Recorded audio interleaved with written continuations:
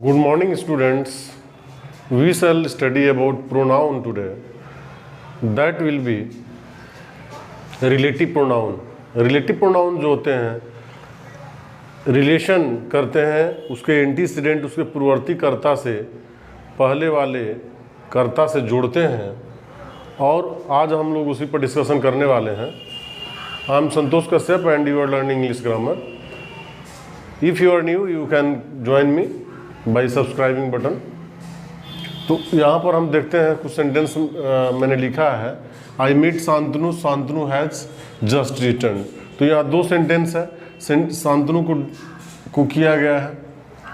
I have lost found the pen, I lost the pen. यहाँ पर pen को दो बार लिखा गया है.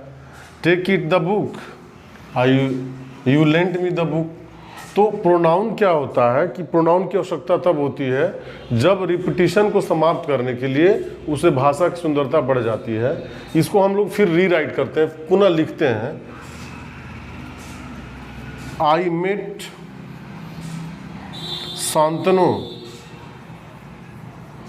आई met Shantanu who has just returned. यहां पर हु लगा दिया गया है, और हु किसके लिए आया है? तो हु शांतनु के लिए आया है. हु मतलब यहां पर हिंदी में जो होगा, जो कि इसके एंटीसीडेंट जो शांतनु है इसके लिए आया है. इस तरह से देखते हैं हु का प्रयोग यहां पर रिलेटिव प्रोनाउन की तरह किया गया है. जोड़ने के लिए, दो वाक्यों को जोड़ने के लिए किया गया है. यहां पर जो फुल स्टॉप था उसको हटा दिया गया है. नेक्स्ट वर्ड सेंटेंस में देखेंगे. I found the pen, I lost the pen. I have found the pen.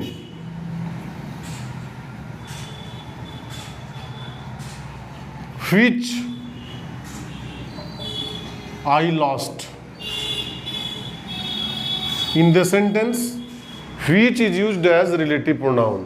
Which का प्रयोग यहाँ पर रिलेटिव प्रोनाउन की तरह से हुआ है, क्योंकि इसका जो एंटीसीडेंट है पूर्ववर्ती कर्ता पेन है, जो कि पेन को जोड़ा गया है. I have found the pen, I lost the pen. मैंने जो पेन खो दी थी मिल पा गई. तो यहाँ पर पेन को दो बार लिखने से बेटर है कि यहाँ पर व्हिच आई लॉस्ट का प्रयोग करके रिलेटिव प्रोनाउन के रूप में इसका प्रयोग किया गया है. व्हिच का प्रयोग इंट्रोगेटिव के रूप में भी होता है, लेकिन यहाँ पर रिलेटिव प्रोनाउन है क्योंकि दो वाक्यों को जोड़ने के लिए किया जा रहा है. Take it the book, you lent me the book. Take it the book that you lent me. Here जो दैट है, दैट का प्रयोग यहाँ पर रिलेटिव प्रोनाउन के रूप में किया गया है, जो कि दैट का एंटीसीडेंट है बुक है. हम देखते हैं कि जो शब्द ज्वाइंस करने के लिए प्रयोग किया गया है, कनेक्ट करने के लिए किया गया है, वह रिलेटिव प्रोनाउन है. और चूंकि यह प्रोनाउन के लिए कार्य कर रहा है, प्रोनाउन के रूप में कार्य करे, इसलिए जो प्रोनाउन है relative pronoun. In this way we can say that relative pronouns is a word, is a pronoun that is used to relate to its antecedent. इसके पूर्ववर्ती कर्ता से जोड़ने के लिए जो प्रयोग किया जाता है वह प्रोनाउन होता है, रिलेटिव प्रोनाउन होता है. हम फिर इसके आगे यूज को हम लोग सीखेंगे.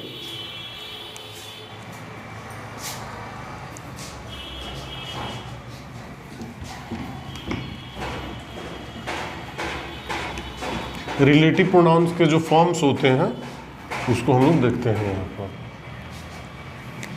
Forms of relative pronoun. Forms of relative pronouns.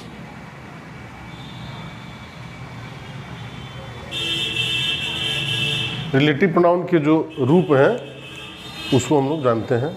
Forms of relative pronoun. Nominative.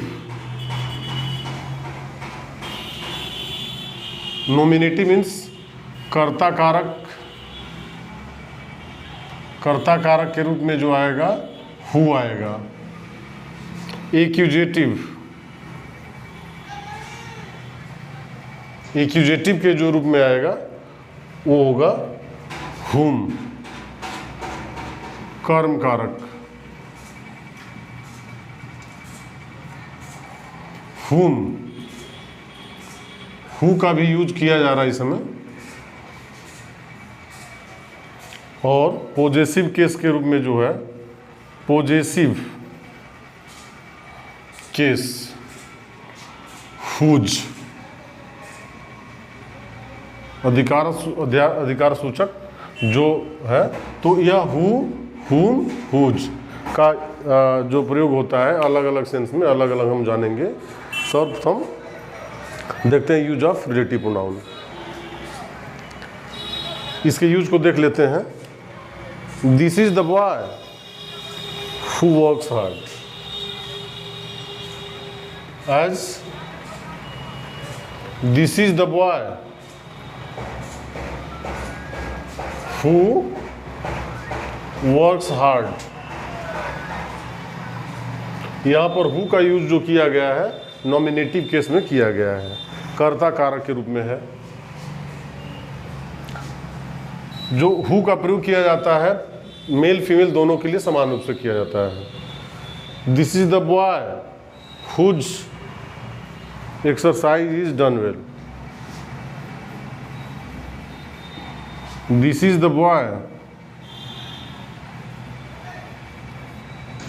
Whose exercise is done well. यहाँ पर देखते हैं हुज का प्रयोग एक पॉजिटिव केस में किया गया है। दिस इज द बॉय और गर्ल, क्योंकि मेल और फीमेल रूप को समान रूप से कर सकते हैं। This is the boy whom all praise।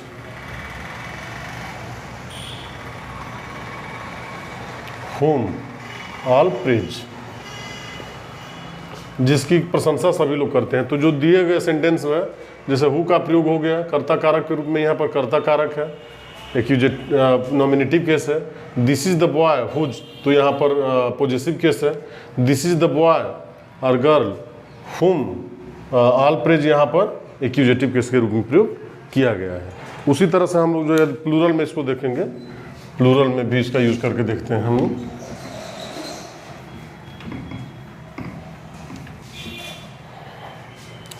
These are the boys who work hard. These are the boys girls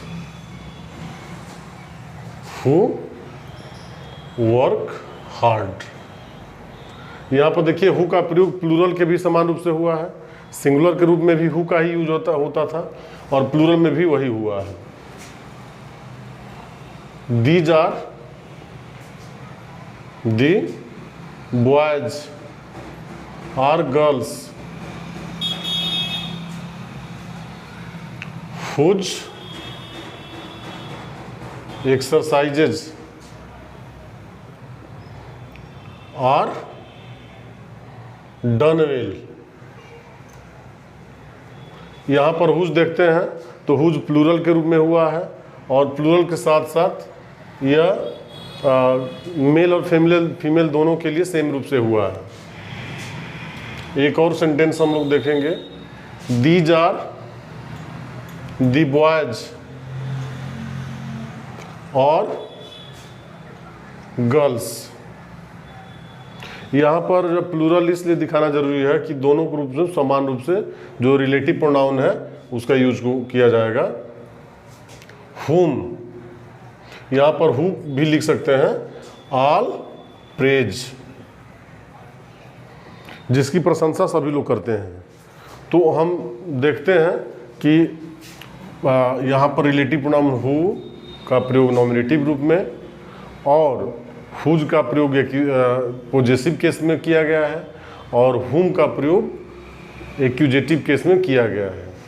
इस तरीके से रिलेटिव प्रोनाउन के यूज को हम लोग फिर नेक्स्ट क्लास में अभी हम लोग सीखेंगे, और यह रेगुलर क्लास रहेगा, इसमें हम लोग पढ़ते रहेंगे। मुझे आशा है कि आप लोगों को बहुत ही आनंद आएगा और बहुत ही आसान तरीक़ा से मैंने इसको समझाने का प्रयास किया है। I have tried to teach you very in easy method by telling singular and plural and also the male and female, feminine gender and masculine gender. With these words, thank you so much.